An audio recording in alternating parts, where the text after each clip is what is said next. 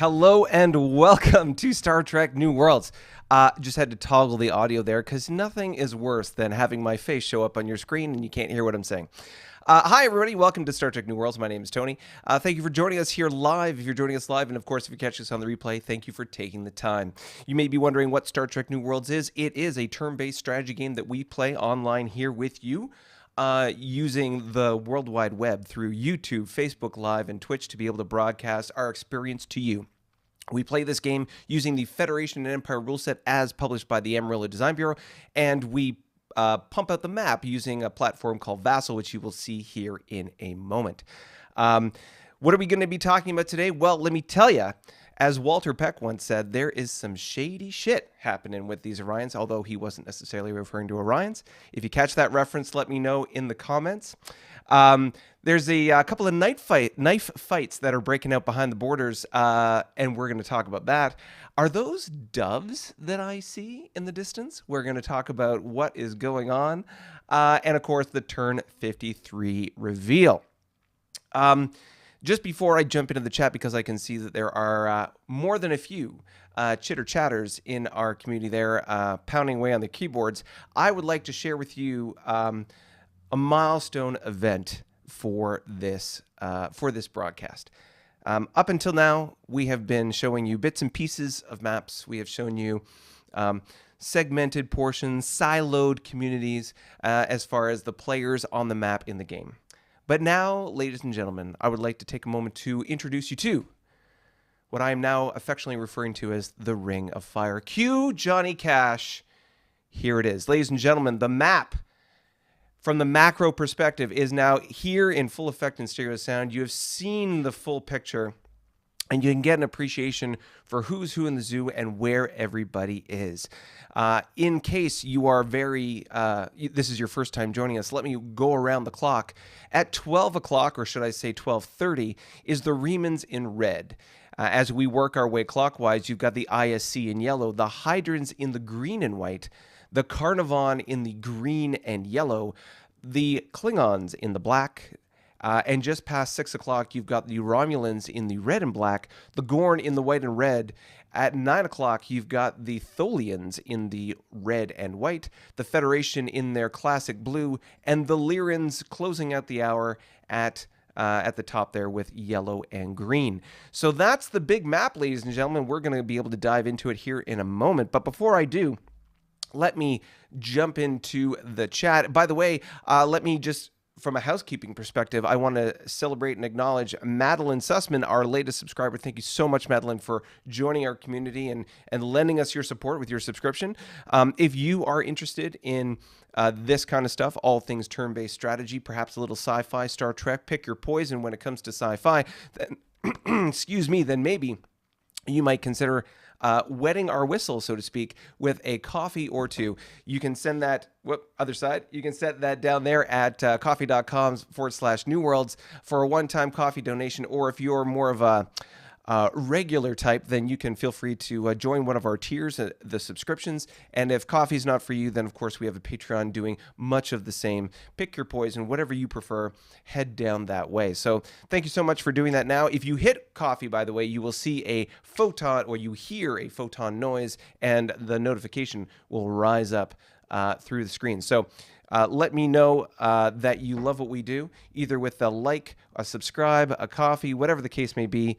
Let's stop that and get into the chitter chatter. Ladies and gentlemen, let's welcome our players. We've got Bill.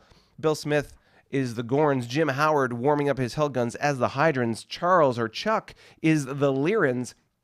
Paul Williams, Lord Lawless. Hey, all. Lord Lawless, I believe this is your first time live. Thank you for joining us.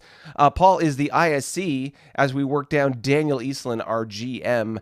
And there we are. So, Rainbow of Conflict. Yes, Lord Lawless, that is very much sort of the spectrum of excitement that we have here in the map. Well, we might as well just get into it.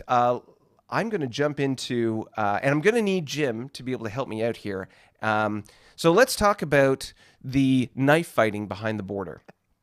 And the question about, are Orions overpowered. So let's, I'm going to show you the map, and we're going to talk about, I'm going to need a little help from Jim to identify some of the targets here, but let's go right into the map here. And so right now what we're looking at is the Hydra Map, and I have two versions of it. I've got the first version, which is turn 53. That is what you're looking at now. This is the most recent map. And then here is turn 52, the previous turn. Now, I've gone back and forth. I've just started looking at the map myself this morning, so I'm trying to get a handle on what's what here on the Hydra Map. But long story short, what's happened is some sneaky player has used the Orions to attack the Hydrants behind enemy lines. One of the things that you can do in this game is use Orions as a plausible deniability tool to be able to deep strike into your enemy's territory. Now, you can contract ships up to a certain maximum and use them to be able to deploy or attack a target.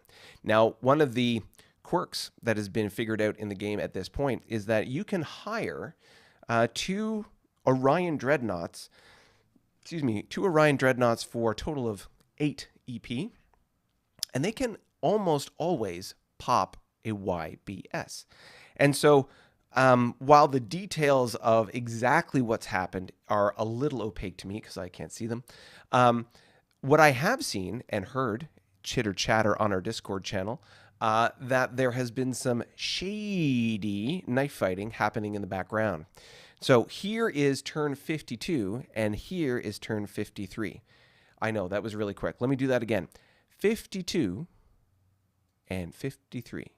So what can you see that's a difference? Now, right off the top, I can tell that there is this crippled base in Quebec 28. And so obviously that base was attacked. And also, and when I look at, this is the turn 52 map, there is a base here in X-Ray 29 that just happens to be gone in turn 53.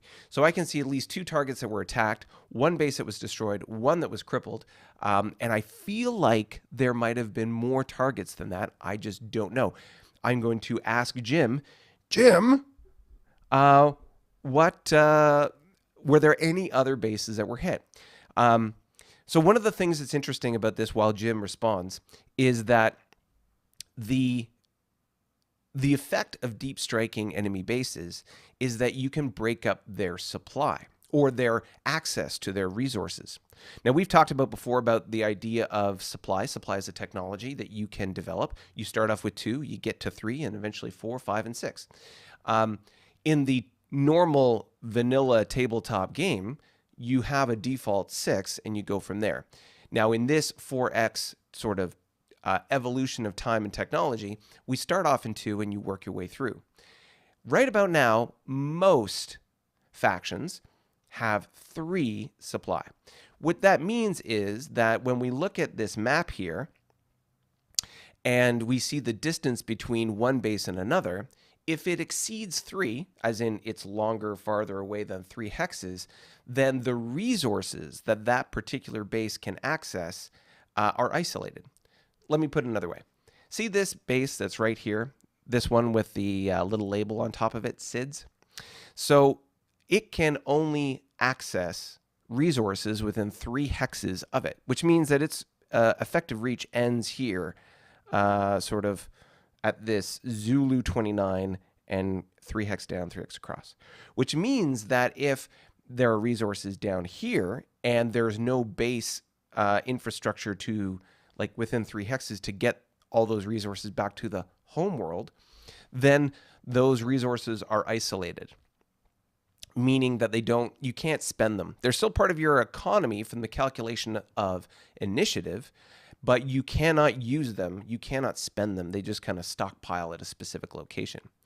Now, when they stockpile at a specific location, that's great, because then when you reconnect the supply, i.e. build a new base and connect them to your supply grid, that's great, because then you can you kind of like get a quick influx of whatever was stockpiled there, 5, 10, however many EP.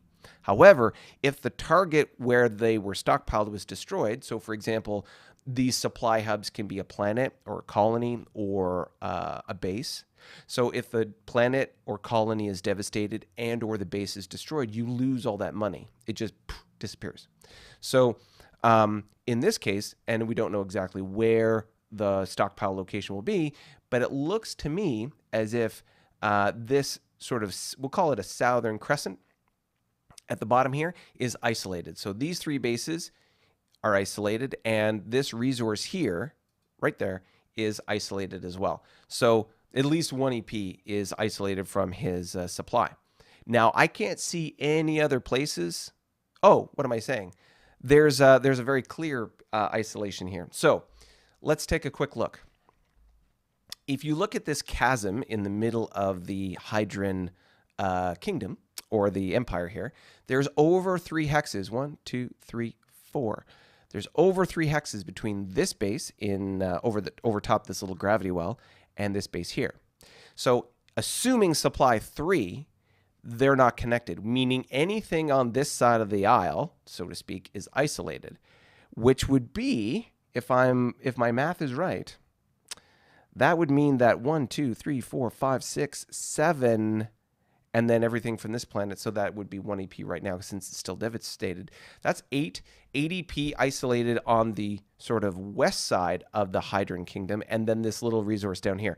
So that's a total of, wow, that's a total of 9 EP that's been sort of sequestered out of his economy, meaning he can't spend that money, and he can't do anything with it. Now, it is stockpiling, which is good, meaning he'll eventually get it, but one, there's got to be a location where it's stockpiling to, so that if that target was hit and destroyed, you'd lose those stockpiled EP. So A, you got to figure that out, and then 2, or B, you know, what's going on there. So that's my initial assessment of the map, in the sense that you've got these 2 isolated sections of the Hydran kingdom, which effectively means that there's 9 EP that he can't access. So let me go quickly to the chat and get some input from Jim. Jim! No help here, not doing it. No, you can't force me. Okay, what do you want? Turn TT29, so Tango 29. Oh, was there a base there? Oh, there was. There we go. I missed it.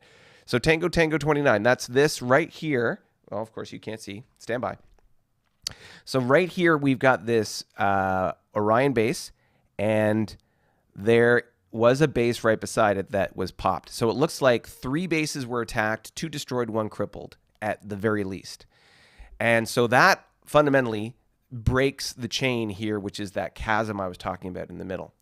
Okay, you can spend them in certain ways. Oh yeah, okay, so let's talk about how you can / how you can't spend them. So you can locally spend that money. For example, YDKs or YDOCs can build frigates, for example. You can forward deploy frigates. Now, if you have an isolated YDK, by example, in what we were talking about here, you have a what they call a partial supply grid. Partial supply grid is this isolated supply grid that kind of, it's like a satellite all by itself. So the YDK, for example, could pool the money from, in this case, let's say the 8 EP we were talking about, and it could build it could use that 8 EP to build a frigate, which typically is about 2.5 points, something like that. So it can build a 2-point ship, and it could repair. It could use the 8 EP to repair ships. They can locally spend the money, basically. You can use it any way you can, sort of within that isolated supply grid. But you can't use it, for example, to build ships at your homeworld, which is a huge pain in the butt. So that sort of environment is a huge constraint. And I can only assume that there is one player who's responsible for this dastardly deed, and that would be the ISC. I don't know, but I mean, let's from the macro perspective, and let me go back to that sort of big map here.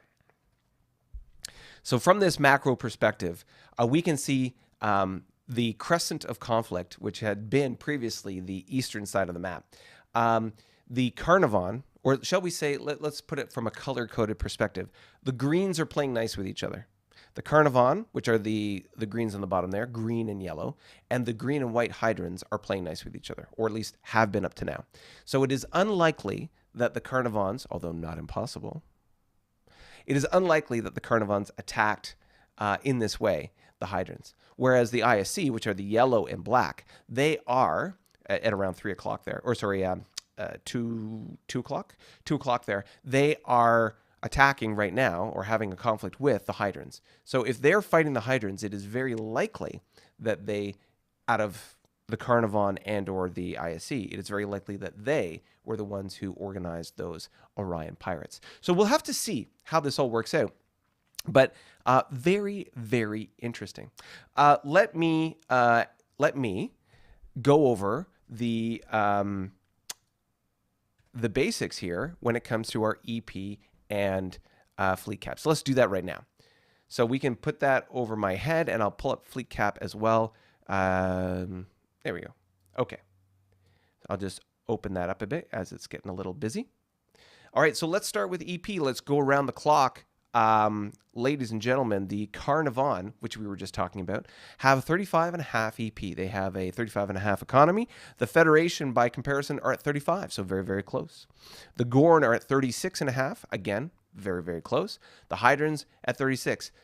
Again, note that about 9 EP of it is sort of isolated from their economy. Huge pain in the butt, but nonetheless, 36 total. The ISC are at 40. I got to go check this out. That makes them I think the pound for pound king when it comes to income. We'll have to check it out. I believe they are. The Klingons are at 38.5. The Lyrans, 34.5. The Remans, sweet 36. The Romulans at 37.5. And the Tholians at 39. So as you can see, there's certainly some stratification, but generally speaking, everybody's floating around. The center of gravity is around the 35, 36 mark when it comes to EP, with a couple folks on the upper end of that as far as, for example, the Klingons at 38.5, the Tholians at 39, the ISC at 40, and the Romulans chomping at the bit there. They're sort of the bridge between the 35 and 36s and the upper echelon there, because they're only essentially 1 EP off the Klingons. So, wow, it's exciting. Let's go to fleet cap. Fleet cap. So how big are everybody's navies? Well, when we go to the Carnival, they have a total of 51 ships with a 120-227 split, attack to defense factors. The Federation, 20 ships behind that number. They are at 31 ships with a 79-132. The Gorn are at 36 ship equivalents with a 76-147. That's a significant increase. They are continuing to build out their fleet. The Hydrants are at 56 ship equivalents at 118-219. Interesting to note, they are 5 ships ahead of the Carnivals, but they are still behind them in total attack factors. Not by much, of course, but just a little bit. The ISC have 42 ship equivalents with a 115-184 split. Interesting. Okay. So they're over, wow, they're 14 ships behind the Hydrants, but they're so close in that combat effectiveness. Very interesting to see. We'll have to take a look at the map and see how that's painting out, or how that's flushing out. The Klingons at 54 ship equivalents with a 137-213 split. Interesting to note, for example, the Hydrants at 56 ships, the Klingons at fewer ships than that, but obviously a higher attack factor. The Lyrans are at 35 ship equivalents with a 78-160 split. The Remans, I can't hide the fact I'm a Reman fan. 60 ship equivalents with a 184-245 split. Ooh, goodness gracious. I mean, I'm getting hot and heavy here. It's crazy. 60 ship equivalents, 184-245. The Romulans at 45 ship equivalents with a total attack factor of 80 and 148. So quite an interesting split there. And I would be remiss if I forgot the Tholians with their very humble 39 ship equivalents and 54 147 split. So without a doubt, when we look at the map, The Tholians are one of the biggest economies with one of the smallest navies as far as combat effectiveness. Don't let that fool you. The Remans are by far the biggest, baddest folks on the block. And 60 ship equivalents. Ooh, damn. I'm excited about that. Okay, let's close that out. I'm going to zoom out here and just make sure I got the right map. All right, so let's pick the 53 map. There we go. We're going to bring the ships back, and I'm going to zoom out, and we're going to go to the top and start with the Remans. All right, let's zoom in a little bit closer there. So one of the big things that's happened here as a result of the opening up of the map. Oh, incidentally, why did that happen? Why did the Ring of Fire become a thing and we're not still with the Crescent of Conflict? Cue Johnny Cash. So the Federation had sent a ship through a wormhole that showed up in Klingon space. And we are in the midst of chitting and chatting and being nice and negotiable with each other. And as part of that, we have exchanged navigational data. So they're sharing their maps, I'm sharing my maps. And as a result, the whole map has been brought together. As soon as I have that information, everybody on the east side of the map gets it. And of course, the folks on the west side of the map get ours. So the maps are married together and we have one big ring of fire. How painful that will be for everybody, we have yet to see. I guess it depends on how much you like spicy food. We shall see how this goes. But speaking of spicy, let's get into the Remans. All right, Remans. Very exciting to see here a couple things. One, first of all, the marrying of the maps and how close the Lyrans and the Remans actually are. We had sort of talked about it, but we'd never actually seen on the map the proximity of both. Let me take away the ships real quick because the ships can be kind of confusing. Now, we had known that there was obviously this base infrastructure that the Remans were building, and there was this Orion base that was kind of in the way. And they had reached into the Bravo line with their exploration. But the challenge had been, we had sort of theorized it was a supply issue. They couldn't go any further and so on and so forth. So when we bring the ships back, or before we bring the ships back, you can see here that they are now aware. Maybe they kind of knew this before. I don't know. But we saw the area starting to open up a little bit. They have a YDK that is being built or upgraded from a YBS right here. And as we bring the ships back, there's quite a collection of ships. So it can get a little confusing, but let's focus on the ones with the diamonds. That's this guy up here, the KD3E. That's a survey ship, as well as this one down here, both survey ships. This is the small survey freighter, not as effective as the survey ship, but close. And then, so those three ships are continuing their exploration, like trying to, explore strange new worlds, and in this case, submit who they encounter. They've got Monster Squad, Fleet Commander Lugosi. That's New Fleet. So let's just take a quick look at New Fleet, and we can see, here we are. Ooh, Nelly. Okay, so, I don't want to say that it's the bulk of what they've got, because again, 60 ships in the Reman fleet. But let's just take a quick look. We've got a KD4. That's a Y era, very similar to the D4 in the Klingons, obviously. So it's a Y era cruiser. We have two W era cruisers, which are really good because they're basically the same firepower as a Y era destroyer with a slightly larger capacity to take damage. You've got the KF4s, which are the destroyers. They are a 3-4 ship, so the Y era destroyer. A couple of E2s, which are the frigates. Now, these are good because they are more effective or a better ship than the Klingon version. Klingon versions are a 2-3 ship. These ones are a straight 3, which is good. The KE1, there's no way to say it. It's just a piece of garbage ship. It is a 1.5-2 ship, just like the E1 for the Klingons. It's a garbage ship. But this one specifically, it's a 1.5-2 versus the Klingons 2 straight. But as you can see, just subtle differences between the Reman, which is the Klingon or Kestrel ships from the Romulan TOS era, and the difference between the Kestrel Romulan and the actual Klingon ships, slight difference. But nonetheless, not a insignificant fleet. You've got a total of four Y-era frigates, 3 destroyers, 2 W-era cruisers, and then a Y-era cruiser, and then this little W-era frigate bringing up the difference. But either way, not an insignificant number of ships. Definitely, we'll call it a defensive posture.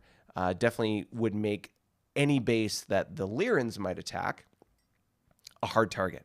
So we've got this convoy here. I'd be curious to see where they're going, what they're doing. We've also got a tug, which is important here for 2 reasons. One, a tug is a cruiser in the both in the Klingon and in the Riemann fleet. And with a prime team, they are very effective, or almost, no, they are as effective as the small exploration freighter at exploring. So they're not terrible at going into unexplored areas and exploring that stuff.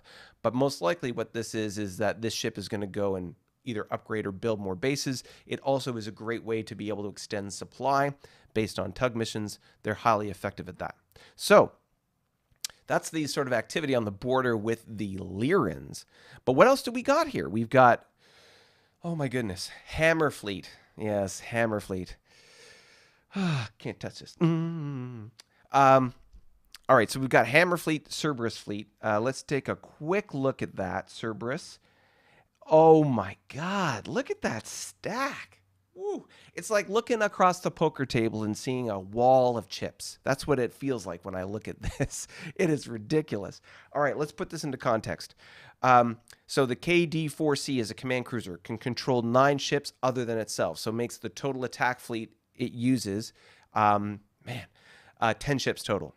That is just 1 down from a Dreadnought. Dreadnoughts have a 10 command factor, so that's the best ship he's got other than a Dreadnought. Oh man, he's got 8 cruisers. 8 cruisers. Wow. KD-4s. That's it. That's impressive. He's got 7 of the destroyers, so 8 cruisers, 7 destroyers, and I'm going to guess 12. 11 frigates. Wow. So, oh my goodness. So 15, 26, 27 ships in that fleet, with the majority of them being like, he can fill out an entire battle line, which is the number of ships that are engaged in combat at any one time. He can fill that out with cruisers, meaning that when you fight a round of battle, you're going to take damage, and he can have just enough frigates in the battle line to soak up the damage, swap them out for fresh ships, and still maintain the maximum amount of combat or attack factors, combat effectiveness against his target for a long amount of time. That's without a doubt, that is a deadly fleet. And considering that slipways, the infrastructure you need to build to be able to build ships, in this game you can build 3 frigate and 3 destroyer slipways, both of which can build 3 ships each, or like they can build a ship each turn, 2 turns in a year. So that means you could build effectively 6 ships, 3 destroyers, 3 frigates in a turn.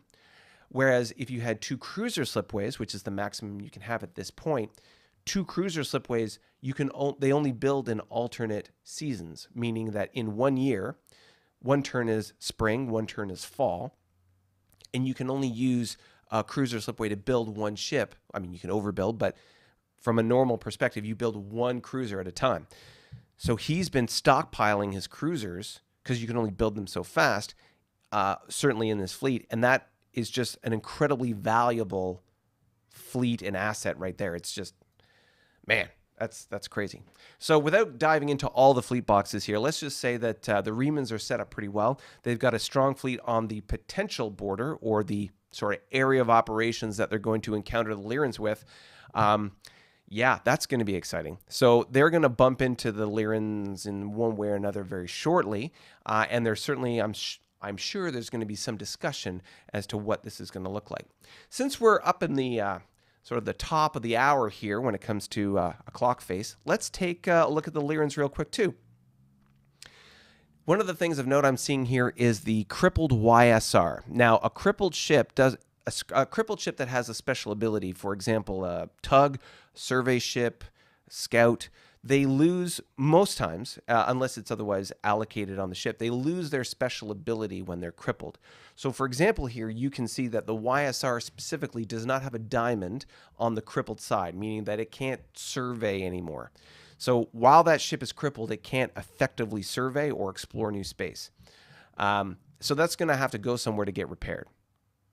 You've got a YCA, a YSR. So you've got these other ships that are doing exploration in this space. I'd be curious to know, Chuck, what happened to that YSR and why it's crippled. Was it a random event? Did something happen? Engine failure? Something weird? Or maybe was it a chance encounter with sneaky Orions? You let me know. Interesting. We're going to jump into the chat here for a second. I can see them chatting away. Okay, so we've got the exploration on the east side of the map for the Lyrans. And what do they got? They got Enemy Blood and White Stripe. Ooh, I love the names. Okay, so let's look at White. Can I find White Stripe? White Stripe. Where? Goodness gracious. White Stripe fleet. Here we go. So White Stripe, so for reference, that's this fleet right here. White Stripe is a collection of 4 dreadnoughts, 4 destroyers, and 2 frigates. Why is that important? I'd have to check the MSIP, but I believe a destroyer has a command rating of 4, meaning that it can control 4 other ships and itself. So with 4 destroyers, it can control 1 other ship, the frigate, meaning 5 ships total in the attack force. So it's got sort of 1 ship in reserve, if you want to call it that. And then it can bring, this combat potential to the fight. So that's interesting.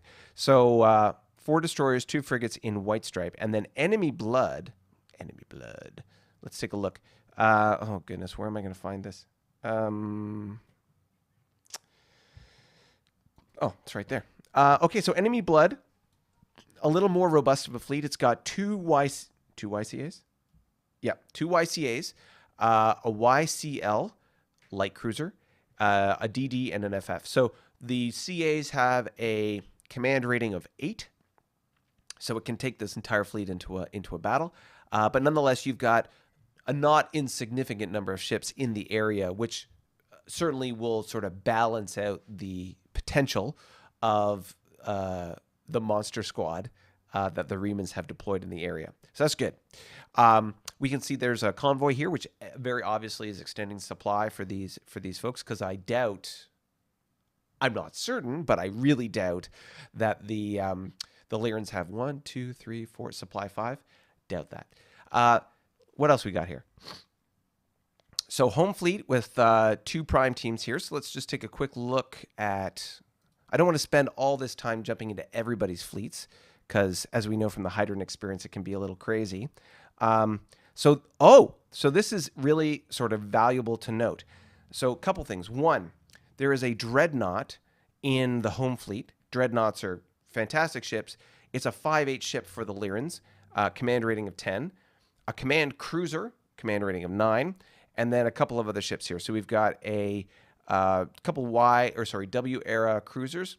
Just means they move a little bit slower. W era ships move 3 instead of 4. We have a troop transport, so it's an assault ship. It has 4 G factors, great for attacking planets and bases. 3 frigates and 2 destroyers respectively, and a YDT. Now, a YDT is like a theater transport, it's referred to. When you get 3 of them together, they can perform some, but not all, of the tug missions. So that, from the menu of items that we have convoys that can do some, but not all, of the tug missions. Primarily, they can build bases and provide extended supply. Obviously, the tugs, which have all the tug missions available to them. If you want to know more about tug missions, check out the rule book. But if you'd like to hear about that, I can make a video about that. You just put that in the comments below, and we'll get on that. And then theater transports have the ability to do some, but not all, of those tug missions when you group them together. So they're like mini tugs, kind of. They can carry EP. They can repair things when they're brought together. They can provide supply, although at a much lower range than normal tugs or convoys. So there's a bunch of things that they can do. So interesting that it's been built there. I'd be curious to know what they're using it for. And then, as we can see here, I'll move my head to the other side so it's a little bit easier. We can see that not much else has changed on the other side of the map, the side of the map that they have with the Federation. They have a commercial convoy going back and forth here, more exploration with these exploration freighters, and research and development continuing on the wormhole, and that wormhole now has a YDK over it, and I'm assuming the Far Stars fleet hasn't changed too much. But yeah, it's still the WY mix, basically 2 Y are DDs and the rest are W airships. So just enough to make it a hard target, especially if anything were to come through. And that's the fundamental reason for that base where it is. So that's phenomenal. That's excellent. So it'll be interesting to see as we go forward in the next couple of turns what happens between the Remans and the Lyrans. Let's just jump into the chat real quick. Okay. Hello. Let's jump into Chuck. Chuck says, I am getting nothing but radio silence from the Remans at this point. Dun, dun, dun. I feel like, you know, that orchestral dun, dun, dun from Star Trek. Okay. It'll be interesting to see what happens with those folks going forward. How is that going to work? Are the Remans just going to be radio silent and just kind of creep in and cause damage? They are kind of playing themselves like space vampires, so that might not be totally out of character. It'll be interesting to see how this evolves going forward. All right. Chuck is saying that a random survey event caused that crippled survey ship, so just kind of bad luck. Run silent, run deep. Bill says, interesting. Okay, nope, pushing R&D into my tug. Pushing R&D. I don't know what that means, Chuck, when you say pushing R&D into your tug. Oh, like the tug tech. Is that what you mean? Pushing R&D into tug technology? Or like supply tech, which will unlock, I think it's logistics. Logistics unlocks a couple of those things.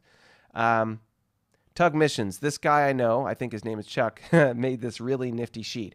Huh. Okay, there we are. Look at the wormhole. Look at the wormhole. Yes, well, we looked at the wormhole and we saw that there's a YDK there, so making that a very hard target for people to get through. Excellent, excellent. All right. So that's where we're at when it comes to the Remans and the Lyrans. Let's go to the hotspot. There's two other hotspots going on. Let's talk about the excitement between the ISC and the Hydrants. All right, so here we go. We've got the exciting and delighting activities that are occurring across the border with the ISC and the Hydrants. So a couple things. Let's take away the ships for a sec because it can get a little muddled. We can see that the Hydrants are upgrading their YBS to a YDK. You can see that here in this hex right here. So why do you do that? Fundamentally, repair capacity, in the sense that it increases your ability to repair ships and get them back on the line or into the fight. Also, obviously, an 816 target is a bit of a harder target than a 4.8. It has more SIDS. It can do repair in combat, and it can self-repair, which are all things that are sort of very valuable from a logistical standpoint. When we look at the ships that are in that area, we have from the Hydrant side, we've got a tug, which is doing the upgrade, 2 vols, and then we got Home and Royal Fleet. Let's take a quick look at Home and Royal. Oh my goodness. Is this going to be the Noble Fleets? Okay, so Royal, I do really dislike the way the Hydrant stuff is organized, but that's not a fault of the Hydrants by any means. Okay, wow. Okay, this is not insignificant. All right, so the at that location, the Hydrants have 2 different fleets. One with a YCC and a YDN, 2 other cruisers, 3. Come on, work with me here. 6 vols, so 6 vols and basically 3 cruisers, one of them command, and then a dreadnought along with some prime teams. And then in the other fleet, they have another 6 vols, one cruiser, one command cruiser, and one dreadnought. So a very similar split. Basically, a total of 3 cruisers, 6 frigates, 2 command cruisers, and 2 dreadnoughts. Which, you know, for a Y era fleet or Y era sort of defense, is really good. Like that's nothing to sneeze at. The ISC seemingly have tugs pre-positioned over these bases. I'm assuming they're going to upgrade them, but for whatever reason, they haven't done that just yet. The ISC also have, let's take a look at the ISC fleets. Anytime you're ready, Tony. There we are. Named echelons. I'm assuming that's where most of these guys are going to be. So Order Fleet. Order is a YCA with a YFF. That's that right there. Providence Fleet? Providence Fleet has 2 CLs and 2 DDs. That's right here. Plus the CL and the YFFs that are there. Okay. All right. So one of the things I'm noticing about the sort of the deployment of ships and how this is being used, and we'll sort of just do a quick analysis here. It would seem as though these 2 fleets are positioned in such a way that they can react and respond to attacks to either of these targets or any of the 3 here, meaning that ships will come through this gap and attack this base or this base, and these ships can react and respond to support. And that's great. That's good. A couple things. One, by positioning the ships there, the player is not able to take advantage of extended reaction range. If you are interested to understand more about reaction range, the tutorial in the playlist below will teach you all about it. So extended reaction range can be used for ships or units with this black diamond that you've got there. Not the survey ships, which you will notice also have, in certain cases, black diamonds and so on, but just scouts and, in this case, bases. So these YBSs have this black diamond, which means they have what's called an extended reaction range. If a ship were to come through this breach and go after one of these targets, you can employ extended reaction range. However, and there's the tricky part, which is why these ships are positioned where they are. So normally you would say, yeah, okay, no problem. I'll put my ships on the base so they can respond with extended reaction. Except that, let's say, for example, they were all positioned on this base. When the ships come through, they close the distance to within 1 hex, and then they move to the base that's less defended. By opening the distance or increasing the distance between the base, in this case, this one here, an X-ray 19, by increasing the distance between that base and where they're going, the ships can't react. The ships can't react from this base to go after or chase down those ships. So reaction only works to engage a target, and it works in extended reaction range. It works in 2 phases. So the ships approach within the 2 hex, and then you can move out to move towards them, and then they move again, and then you can move again. Now the thing is, if they stop on a location, like for example, they stop at a base that's within 2 hexes of where you're coming from extended reaction, your start point, then you can move once towards the target and then move again to support, let's say, the base or whatever the high value target that's being attacked. So that fundamentally works.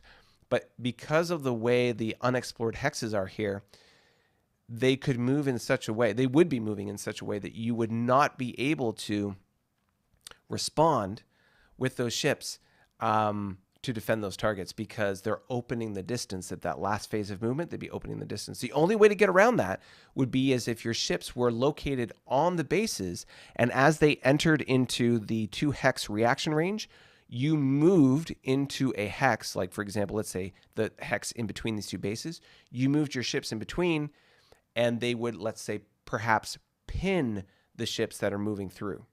But that gets dicey, and there's all sorts of stuff around that. But that would be sort of how you could deploy that. So why are the ships positioned in the way that they are? They are positioned there because fundamentally they have to be there so that they can effectively respond to the reaction, or reactively respond to the potential of multiple targets or multiple bases being attacked. Just the way that this sort of funnel is designed or has been explored. One way to get around that would be to build something like a YDK or another base here in X-Ray 18 or in Whiskey 18 and Yankee 18, but basically build another base that's within 2 hexes of these bases, and that way you could have a reaction force ready to deploy within 2 hexes if any of those bases were attacked, if that makes sense. But nonetheless, very, very interesting. So we can see that the ISC have a bunch of ships on the border here, but where else do they have ships? Because we saw that they have, not an insignificant number of ships, but where are they all? I mean, I see a couple of like errand YCLs here and there, and I think that's basically what's going on here is that they fundamentally have a lot of these light cruisers because that's one of their best ships, but they're spread out, thinly spread over the toast of their, thinly buttered over the toast of their territory, so to speak. And so into Integrity Fleet, for example, a YCL with a Marshall team supporting this tug or like able to react to support the tug, couple of YFFs there.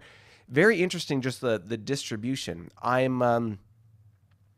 like what's happening on the border, although I would say that I would put more ships down there to sort of buff against Hydrant attack. I don't know what's going on the ISC side. Rumor has it that there's some crazy stuff going on as far as an event that's occurred that's causing issues with their ability to produce more ships. So I don't know what's going on that front. That might explain the proliferation of pirate attacks against the Hydrants specifically. But either way, there's a lot of stuff going on that could be sort of influencing the distribution of ships and how that's all working. For example, why aren't these tugs upgrading these YBSs into YDKs? They sort of should have kind of need to do that ASAP. But if there's something going on their side that's restricting that, an in-game event of some type, which I'm unaware of, we shall see.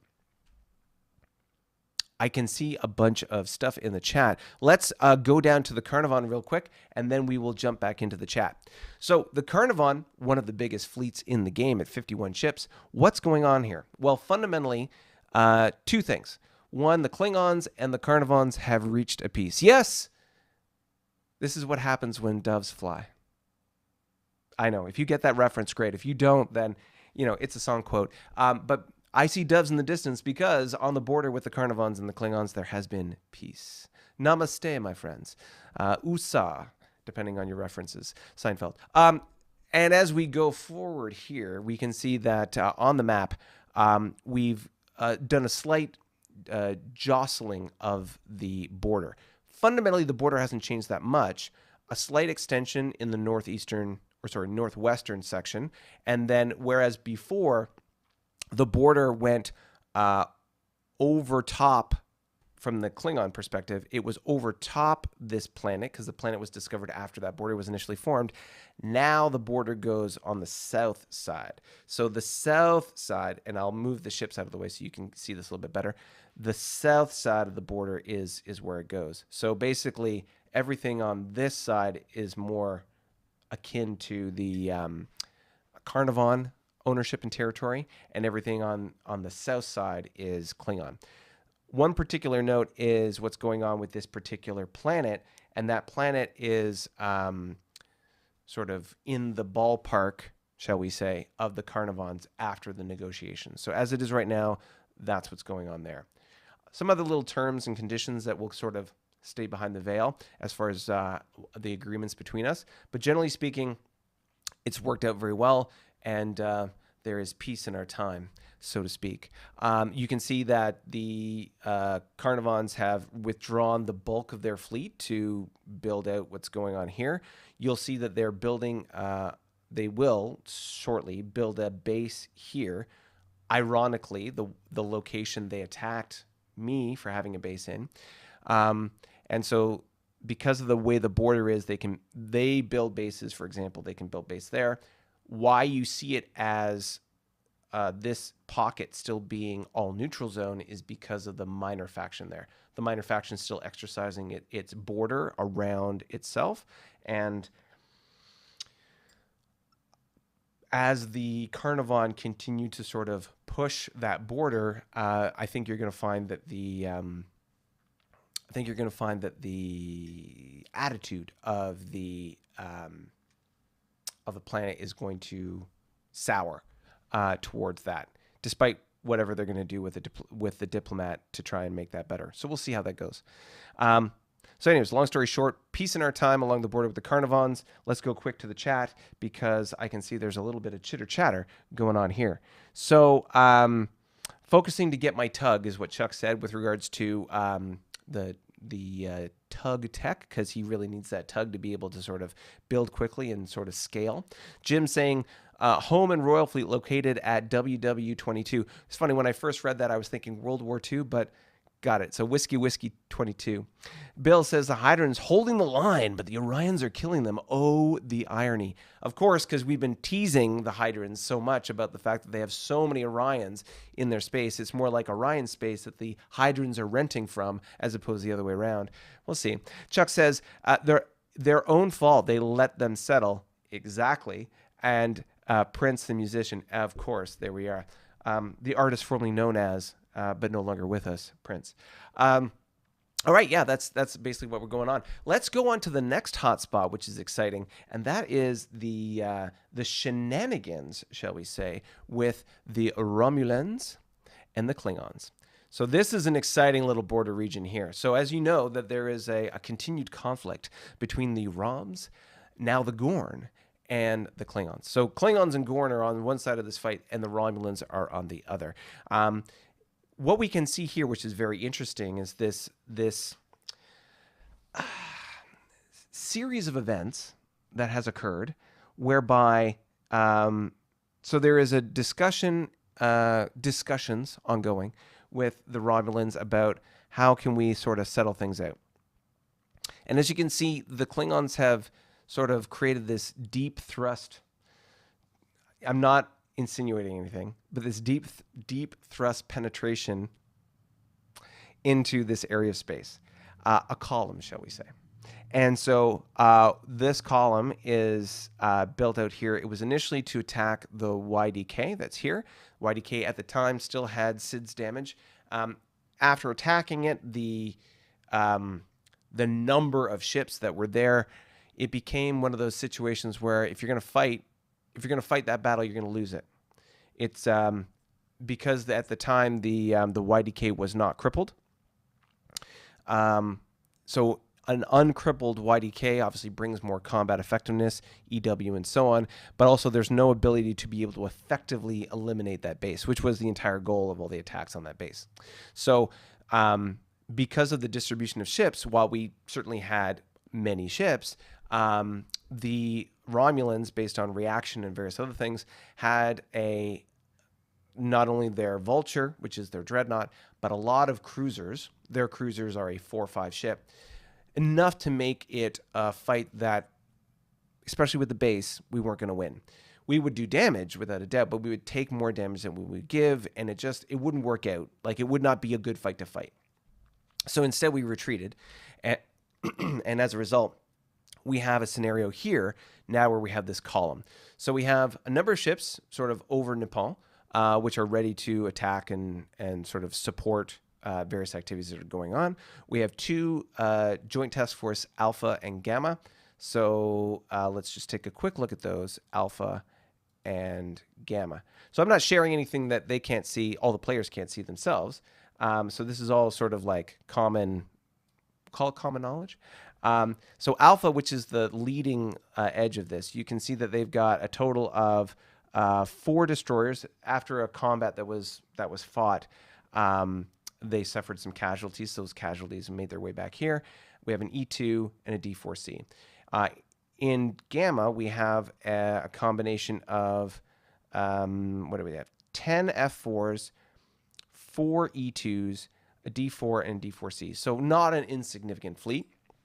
We also have this D3 just kind of working out the supply here, and then a bunch of ships here to be able to support, I guess, basically defend Nepal and potentially the D3 or whatever happens here.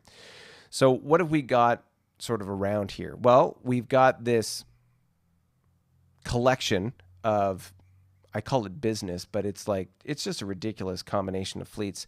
Let's just pull them up here. So we got 2nd Legion, which is, this is I'll just put them in the top corner here. So Vulture, Kingbird, Ybird. So the Kingbird is a command cruiser, 9 command factor. The Vulture is their dreadnought, 10 command factor. And then the YWB is their Warbird normal cruiser. It's a 4/5. Romulan. What else we got here? We got Home and Patrol. So Home, that's a bunch of crippled ships. And Romulan Patrol, give it a... No, that's not what I'm looking for. Romulan Patrol. There we are. There's nothing in the patrol box, so that's hilarious that it's still there. So, so really, what do we have here? We have a Kingbird. The FB is a tug, basically. We've got a WSN, which is a W-era frigate. Kingbird, WB. Long story short, a number of cruisers, and of course their Vulture, and then you have a bunch of surrounding ships. So what do I expect in the coming turn? We know that there's going to be an attack coming, and they're going to target these JTF groups. So what do we expect? We expect that, for example, this WB is going to be repaired, this one will be repaired, and this one will be repaired.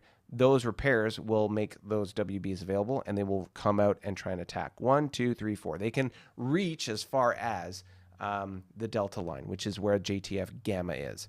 Obviously, the ships here are going to do their best try to attack. We've got a frigate here finishing up this particular base, and then you've got South Fleet. South Fleet is... Where are you? There we go. South Fleet. So that is another W-era Warbird, which is nothing. And then a crippled YSN. So there's not a lot going on here offensively from the Romulans. They have this collection of cruisers, which is, especially when they're sitting over a base, is just a hard target. The question is, they're going to try and attack me. How is that going to work out? How many ships are they going to lose? And how many ships are they going to take out? It's going to be interesting. Next turn, there will be a huge battle in this area. Where exactly it occurs, don't know. How is it going to break down? Not sure. But we shall see how this evolves in the combat. Yeah, we'll have to see how it evolves in combat, because it's going to be very, very interesting. I imagine there's going to be a big push on the Romulan side to hit 1 or 2 of these targets and then back off. And we'll see how that sort of evolves. But yeah, it's going to be really, really interesting. So, incidentally, if you want to have a sense of how this combat's going to go down, check out the combat tutorial, because there we talk about, obviously, all the different factors in combat, but also the retreat and pursuit, which is going to be important, because retreat and pursuit and the order of battle here, whenever it happens, is going to be interesting. The Romulans, because of their economy, they have initiative on the Klingons, so they go first. And because they go first, they get to set the tone for the battle, like what happens when. We'll have a follow-up capability, but what does that look like? We'll have to see. It's going to be very interesting one way or another to see how this sort of evolves, but yeah, it's going to be exciting. Okay, let's continue over to the Gorn and see what's going on here. So the Gorn, again, in conflict with the Romulans as well. We can see there's an R&D team with a Y-era frigate at this base, and the Gorn have a collection of ships en route. So we have Strike, Home, and Third Fleet. Let's just take a quick look super fast. So the Third Fleet is just an exploratory fleet. Don't worry about those guys. When we look at the Home Fleet, that's really the meat and potatoes of what we got here. I see, there we are. So the meat and potatoes of the Gorn fleet is... Put that there. You can see that they've got a total of 6 destroyers, 2 frigates, 2 light cruisers, and their dreadnought. That's the meat and potatoes of what they have. They also have Strike Fleet. My enunciation is excellent. Where are we here? Strike, Expeditionary, Gorn Reserve, named fleets. There we are. Okay, so named fleets. We have Strike Fleet, which has a YCC with 2 YCCs, a YCL, how many? 4 YDDs, and a prime team. So a collection of ships, if you combine it with Home Fleet, that would be quite potent. 1, 2, 3, 4. Both Home and Third Fleet can hit this base, and if they do, they will definitely pop it. It's just a question of what are they going to do. And then they could go further. They could attack the Orion base, deprive the Romulans of Orion capability. Oh, but they do have this one back in the bottom here, so never mind. Yeah, there's lots of options here as the Gorn kind of push the front forward, but we can definitely see that the Gorn are going to be, over the next couple turns, if this continues, the conflict continues, then things are going to sort of incrementally get worse as the Gorn creep into Romulan territory. Because as you can see, the Romulans have very clearly, if we zoom out here, have very clearly dumped all their resources into the fight with the Klingons. It's like they are elbows deep in Klingon business, so to speak. So that's particularly interesting. Let's scroll up to the Tholians. Let's zoom in so I can get over on the side of the map here. There we go. So we can see the Tholians, a couple of interesting things here. Now that the maps are wide open, we can see how close the Tholians are to the Gorn. So they are within kissing distance, so to speak, with a little bit of a differentiator here. The fogged hexes of one sector holding them apart. But you can see that the Tholians are continuing to expand south as far as their base construction, which they are building there, their exploration, and trying to deal with the Kzinti. The Kzinti are unfriendly to the Tholians, and I expect will continue to be unfriendly in a significant way. Therefore, if anybody, specifically the Gorn, wanted to sort of have that target hold out against the Tholians, send them resources, send them stuff, like not unlike real life that's happening in today's time. You send them supplies, you send them money, and they can build new ships and so on and so forth. And then they can hold out against the Tholians. In addition, when you do that, typically, and of course it depends on the role-playing aspect, the role-playing between you and the GM to be able to understand or get a sense of whether that faction starts to like you more. They get friendly towards you. And therefore, when the time comes for you to send a diplomat there and have them join your empire, that is a much more likely outcome than if, for example, what the Tholians are doing, which is the sort of the creeping approach of like, I'm just going to build on your land and we'll see how that goes. Hence why they're building a base in the neutral zone and pissing them off. The opposite is happening, of course, with this little ISC faction in that they have a diplomat there, they're being nice, and the ISC like them, and very soon here I imagine they're going to flip that, and there's going to be an extra 3 EP in the Tholian coffers, popping them into over 40 EP a turn. Oh my god, which means that they're just going to be sick when it comes to how potent they're going to be economically. Just to cap it off, they're at 39 EP now. They've got this minor planet, which is 3 EP. They're going to try and convert this Gorn planet, which is 2 EP, and then you've got this medium planet, which is 4 EP, if they ever get it. But in the reasonable amount of time over the next 10 turns, there's a very reasonable chance that they could gain an extra like 8 economic points, not including what they discover, other discoveries that they make. They're just going to be such an economic powerhouse. It's going to be ridiculous. Okay, let's roll up into the Federation. We'll round this off with the Federation. The big boy blue. What are you going to do? Well, it seems as though we look at their faction, they have discovered a new Kzinti fleet. There's two different Kzinti. Let's take a look here. Patriarch fleet. Looks like there's 2 counters there. Oh my god. Wow. Okay, so they have a YCC, 2 Y-Air strike cruisers, 3 YCLs, 6 frigates, a tug, and a troop pod. That is a ridiculous. That is a very significant fleet. They're called Prowl. They have a YDK, and they're indifferent. That is going to be a tough nut to crack. Very obviously, a diplomatic approach will probably work best there. We'll see how that goes. The diplomat is currently deployed on the Carnival planet and trying to work them into the fold. But other than that, it looks like the Federation is doing well. They've got excuse me, a tug and a fleet on top of this wormhole to sort of stop or plug the hole, make sure nobody comes through. That's the wormhole that they sent. I believe that's the wormhole. We'll have to check that they sent their ships through to Klingon space. Let me just do a quick check. Tango is the name of that wormhole. And yes, so that's the wormhole they sent ships through to reach Klingon space. So understandably, Klingons are quite aggressive. That they are plugging that hole, make sure Klingon ships don't come through the other side and do bad things. Totally understand.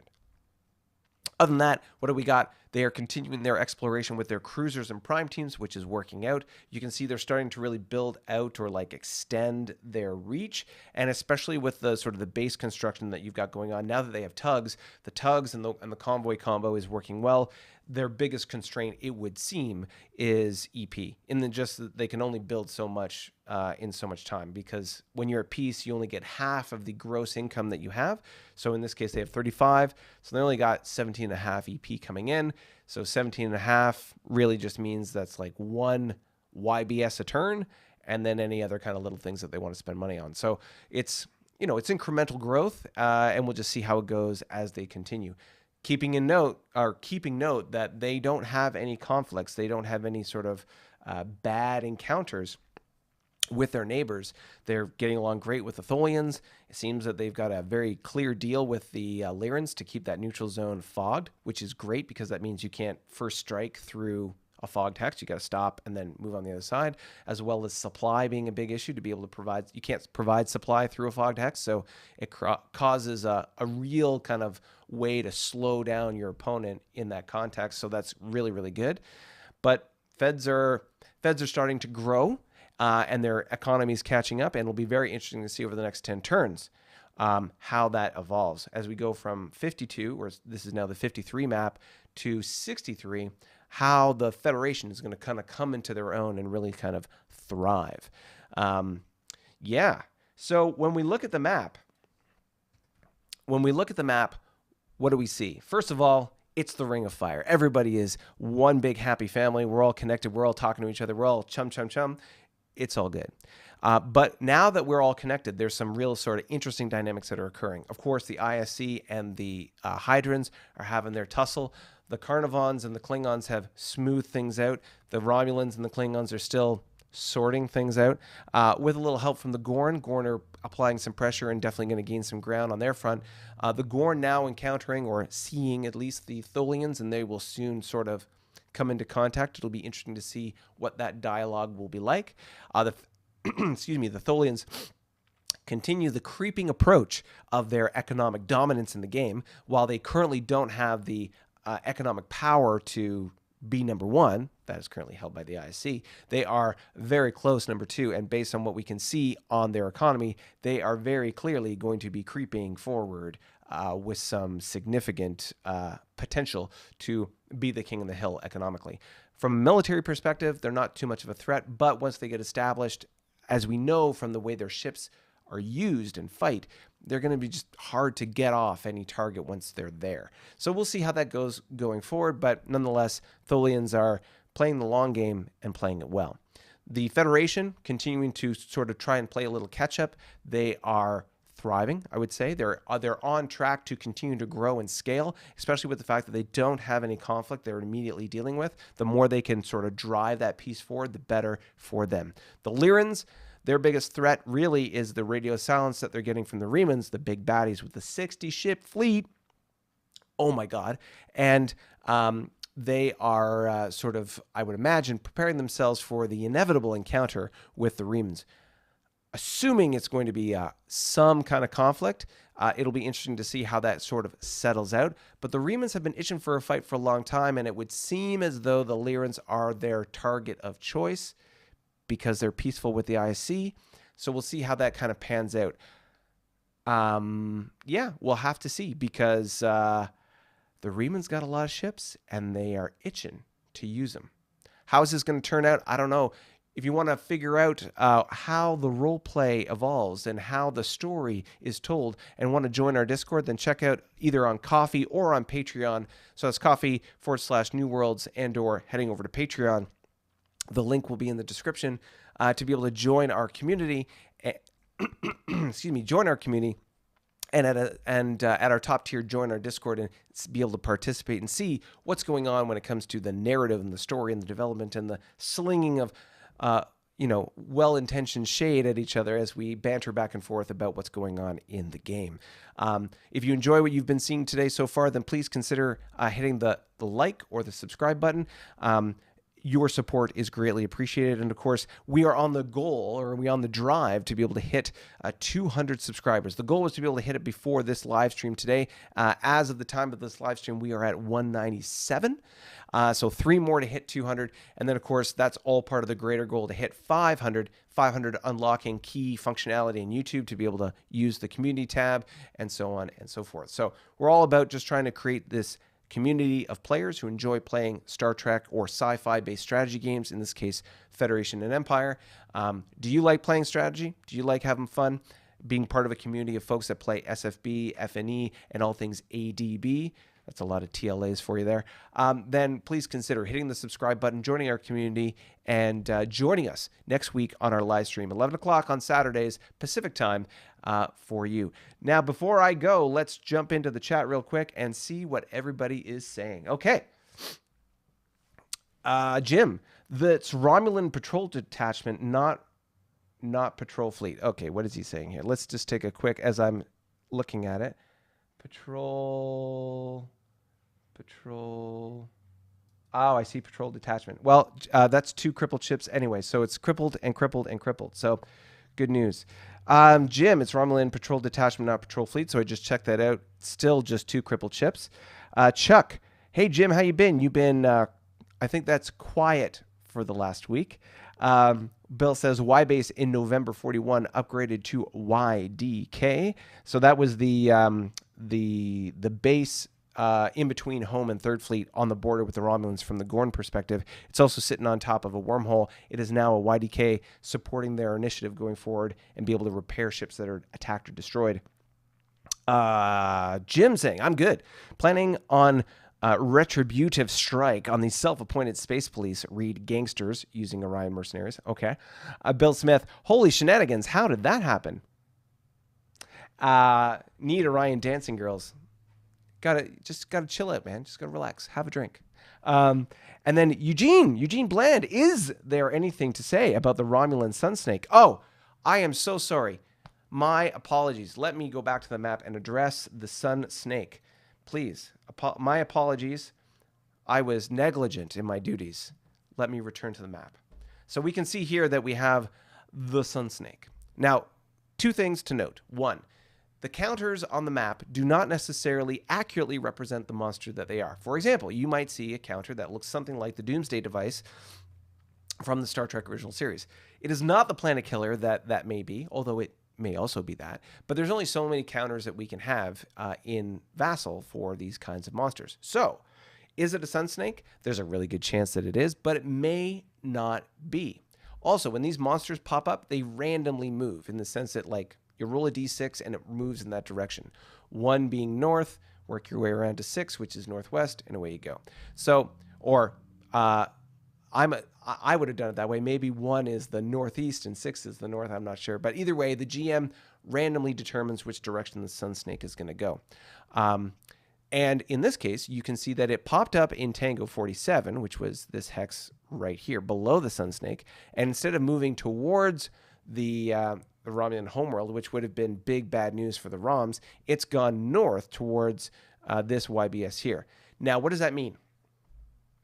That means that next turn it could and will likely move towards the base because monsters, just like every other unit, have a 1 hex reaction space or sensor range, if you want to call it that. So they can see that there's something there. They can see that there is nothing in every other direction, but there is something in that hex. So it may choose to go in that direction. How the GM finagles or pulls the strings of those puppets is a behind the curtain kind of thing for the great Oz to figure out. We humble players can only sort of watch in anticipation and see how things evolve. But I would anticipate that it is very likely the Sun Snake will move onto that hex. What does that mean? The Romulan First Fleet is their only line of defense. And as you can see, that's a W era Warbird and a W era Snipe, and I don't think that will be enough. Sun Snake, depending on how tough it is, and if it attacks that base, again, it would depend on how tough the monster is. Part of the secret sauce that the GM will include, but it is likely that the Sun Snake may be injured, but it may also destroy that base. How the Romulans want to respond, we shall see. But as you can tell by the map, they are sort of heavily invested on other fronts, and how they choose to deal with that Sun Snake will depend. Will the Sun Snake turn towards their homeworld? Who knows? But we'll have to see, because again, the Sun Snake, if it is a Sun Snake, that's the big if. If it is really a Sun Snake, they go after planetary systems because they want to nest in a sun, and if they do that, it'll destroy the planet or the planetary system that it's around. So, how is that going to evolve? We shall see. But the Sun Snake right now is in a position to be able to take out that base next turn, and there's nothing the Romulans can do about it other than the ships they currently have in position. How effective will they be? Don't know. Don't know how tough it is. Is it really a Sun Snake? We'll have to find out. Tune in next week. Tune in next week and find out if the Sun Snake actually pops that base. Do we find out what it actually is? Who knows? The suspense is building. But I'm sorry, Eugene, for being negligent on the Sun Snake. I've addressed that now, hopefully to your satisfaction. And let's return here. So, Eugene, thank you for joining us on the live stream. I want to thank you very much, because that has hit our double-digit concurrent viewer sort of requirement, or what we're aiming for. The more viewers that we can have on this live stream, the better. We're looking to try and get that to double digits, which we have done for today. Thank you so much. And of course, we want to build that community, build that number, build out the folks that enjoy not only all things Star Trek, things FNE, even SFB, and all things ADB. I know, I'm just blowing those three-lettered acronyms at you, TLAs. But either way, we enjoy playing all these Star Trek-minded games, and we enjoy the strategy around it, whether it's the tactical gameplay of SFB, which we currently don't play right now, or the strategic level gameplay, which is what FNE is. The strategic level of that same universe, the Starfleet universe, we're playing that here and now. So I hope you've enjoyed watching and sort of keeping track with what we've done here today. Please let me know in the comments below, what do you think the Hydrants and or ISC should do to each other? Should the ISC just like full bore go after the Hydrants? Maybe the Carnivons should redirect their attentions, or are the Tholians the sleeping giant that we really think that they are? What's going to happen with that giant fleet that the Remans are sort of building? Are they going to stomp the Lyrans? Is that what's going to happen? Is there going to be a big war in the north? And we'll see what happens. But should the Klingons decide to make peace with the Romulans and sort of dial things back? Are we actually going to win that war, or is it going to be a catastrophic failure and, we're going to run with our tail between our legs? Who knows? There's so many things going on in this game right now, and the excitement, as you can tell by the thumbnail. This is a short notice thumbnail. I put that up because I didn't know what was going on from everything that was evolving in the story. It was so sort of last minute. Sorry, I'm just catching Chuck's comment now. Please don't say B cubed. So yeah. So Eugene, howdy back. I've been enjoying binge watching this game and now have to wait a week, wait week to week for updates. Yes, well, I apologize for the week to week. It's just the pace of the game. Unfortunately, with these sort of play by email games, there's only so fast that things can go. And of course, as we have more conflict and more sort of things building up, Scott Livingston has subscribed to the channel. Ladies and gentlemen, in real life stereo sound, you saw it here. The alert has arrived. Scott, celebrate you as our latest subscriber. Thank you so much for subscribing to the channel. If you wanted to subscribe, you would see that same notification show up. It's been so long since I've heard it in real time. In fact, I don't know that I've ever actually seen it happen during a live stream. That's awesome. Scott, thank you for being our latest subscriber and joining our community. Really appreciate you being part of the team. I think that's a great note to end the broadcast on. Really appreciate everybody joining us here today. And Put your comments below what you think should happen next or what you would like to see next with the various factions. And actually tell me, what is your favorite faction? The players obviously have a bias, but what's yours? Are you a pointy-eared fan? Maybe you like the ROMs? Do you like the ridged forehead or the 40k experience that I'm sort of playing out with the Klingons? Or are you a space vampire type, i.e. the Remans? What's your flavor? Do you like the kitty cats with the Lyrans, or are you more sort of dog-friendly with the Carnivons? Do you like calamari, i.e. the Hydrants, or are you more sort of a crystalline rock friend kind of guy, i.e. pet rock with the Tholians? Whatever the flavor or the choice you have, whether it's lizards or whatever the case may be, i.e. Gorn, you tell me in the comments below, what's your favorite faction? Who would you want to play if you were playing this game? And you can join us next week and find out the latest and greatest of what's going on in this Star Trek campaign. New Worlds, coming to you at 11 o'clock Saturday Pacific time next week. Thanks very much. I will see you all next Saturday. Bye for now.